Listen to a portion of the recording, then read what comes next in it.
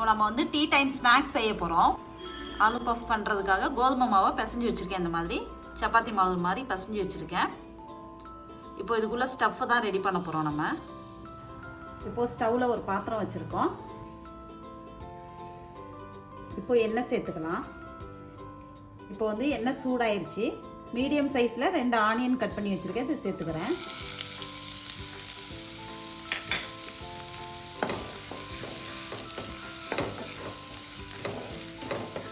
தேவையான அளவுக்கு உப்பு சேர்த்துக்கிறேன். உப்பு சேர்த்து நல்லா மிக்ஸ் பண்ணி விடுங்க.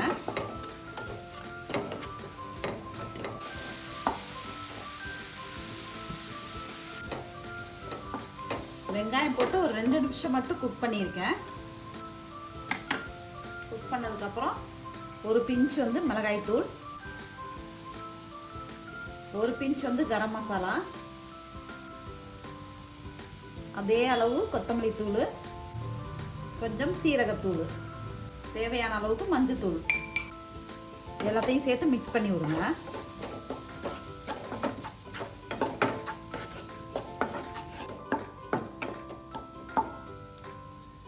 ஒரு 1/4 டேபிள் ஸ்பூன் இஞ்சி பூண்டு பேஸ்ட்டு இதையும் சேர்த்து இதில் மிக்ஸ் பண்ணி விட்டுருவோம்.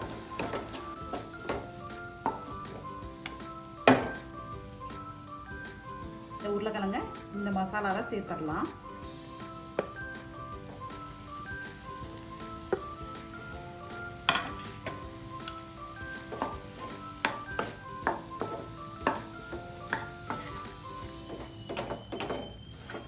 இப்படி நல்லா மிக்ஸ் பண்ணி விட்டு மசிச்சு விட்டுருங்க. இப்போ உருளைக்கிழங்கெல்லாம் நல்லா மசிச்சு விட்டாச்சு.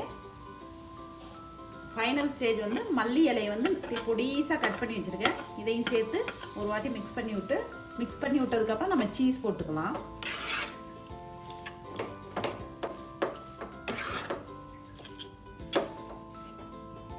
ஓகே, எல்லாம் மிக்ஸ் பண்ணியாச்சு. இப்போ நம்ம வந்து சீஸ் சேர்த்துக்கலாம்.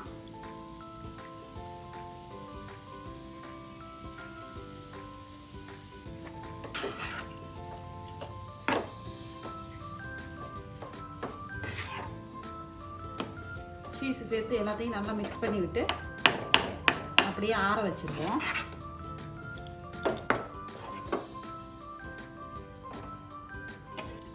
இப்போ ஸ்டஃப் வந்து ரெடி ஆயிடுச்சு. இதை அப்படியே ஓரமாக எடுத்து வச்சிருவோம், ஆறட்டும் வந்து. ஓகே, இப்போ மாவு வந்து நம்ம திரட்டிடலாம். ஓகே, இப்போ நம்ம மாவை திரட்டிடலாம்.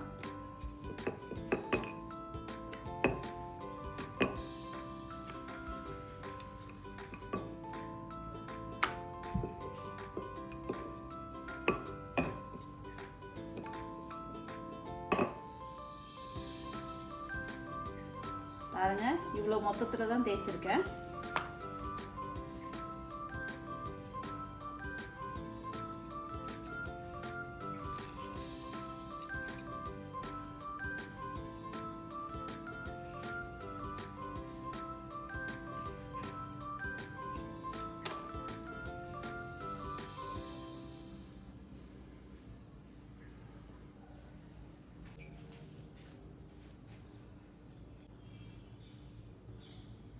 ஸ்டஃப்பை வச்சு இப்படி க்ளோஸ் பண்ணிடலாம்.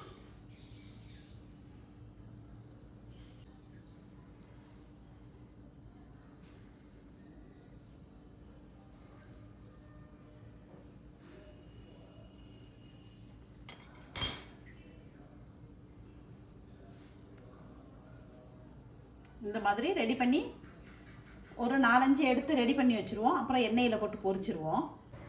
ஓகே, இப்போ வந்து நம்ம எல்லாமே ஸ்டஃப் பண்ணி எடுத்து வச்சாச்சு. இப்போ ஆயிலில் போட்டு ஃப்ரை பண்ணிடலாம்.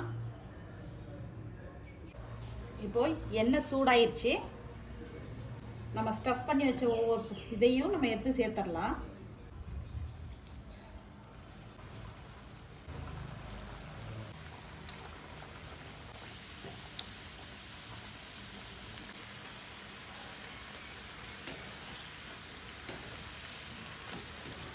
இப்போ ஒன்று ஒன்றா திருப்பி விட்டுறலாம்.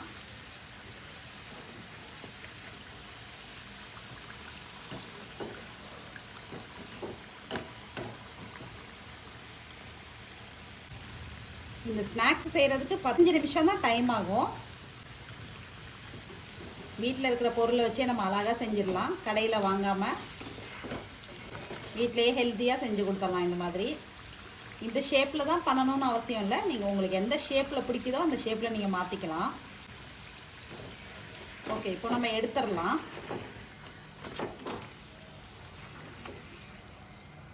கண்டிப்பாக இந்த வீடியோ உங்களுக்கு பிடிச்சிருக்கும்னு நினைக்கிறேன். பிடிச்சிருந்தா மறக்காமல் நம்ம சேனலுக்கு சப்ஸ்கிரைப் பண்ணுங்கள், லைக் பண்ணுங்கள், ஷேர் பண்ணுங்கள். நாளைக்கு என்ன வீடியோ போடலாங்கிறத மறக்காமல் கமெண்ட்டில் சொல்லுங்கள். தேங்க்யூ.